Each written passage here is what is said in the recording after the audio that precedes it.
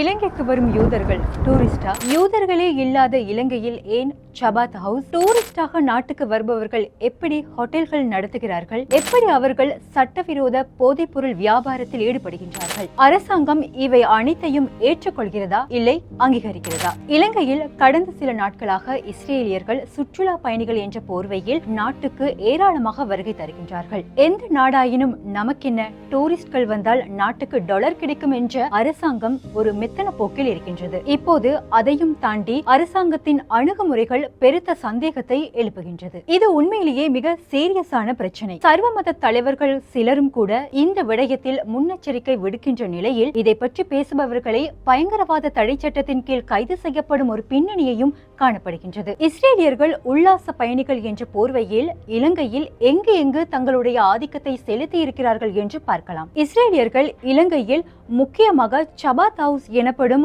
மத ஸ்தலங்களையே அதிகமாக நிறுவி வருகின்றார்கள். அது மட்டுமில்லாமல் அதிக ரெஸ்டாரண்டுகள், வியாபார ஸ்தாபனங்களிலும் போதைப் பொருள் பாவனையில் ஈடுபடுவதாக தெரிவிக்கப்படுகின்றது. மலையகத்தை எடுத்துக்கொண்டால் எல்ல நகரம் டூரிஸ்டுகள் அதிகமாக வந்திறங்கும் ஒரு பிரதேசம். அங்கும் ஒரு சபாத் ஹவுஸ் இருக்கின்றது. அந்த வீட்டிலும் இஸ்ரேலிய தம்பதிகளேயே பொறுப்பாக காணப்படுகின்றார்கள். கிழக்கு மாகாணத்தில் அம்பாறை மாவட்டம் பொத்துவில் பிரதேசங்களிலும் சந்து பொந்துகளிலெல்லாம் உள்ளூர் வாசிகளின் பெயரில் இஸ்ரேலியர்கள் பதிவு செய்து வருகின்றார்கள். அதே போல அருகம்பை நகருக்கு நீங்கள் சென்றால் அங்கே பள்ளிவாசல் ஒன்று காணப்படுகின்றது. அதற்கு அருகிலும் சபாத் இல்லம் காணப்படுகின்றது. அங்கு யூத மத பிரார்த்தனைகளும் போதனைகளும் கூட இடம்பெறுகின்றன. வெலிகம கடற்கரைக்கு சென்றால் அங்கும் இதே போல சபாத் இல்லம் செயல்படுகின்றது. அந்த ரெஸ்டாரண்டிலும் ஜினோக் என்ற யூத கோயில் காணப்படுகின்றது. அதற்கு பொறுப்பாக யூத மத தம்பதிகள் காணப்படுகின்றனர். இந்த இல்லத்தில் அவ்வப்போது இஸ்ரேலிய மத பிரச்சாரங்களும் கூட இடம்பெறுகின்றன. இதற்கு பக்கத்தில் உள்ள அப்சா பெண்கள் அரபு கல்லூரி அண்மை காலத்தில் தீப்பற்றி எரிந்ததிலும் ஒரு சந்தேகம் நிலவுகின்றது. இதற்கு கொழும்பு கூட விதிவிலக்கல்ல. சினமன் ரெட் ஹோட்டலுக்கு அருகிலும் இந்த மாதிரி சபாத் இல்லம் காணப்படுகின்றது.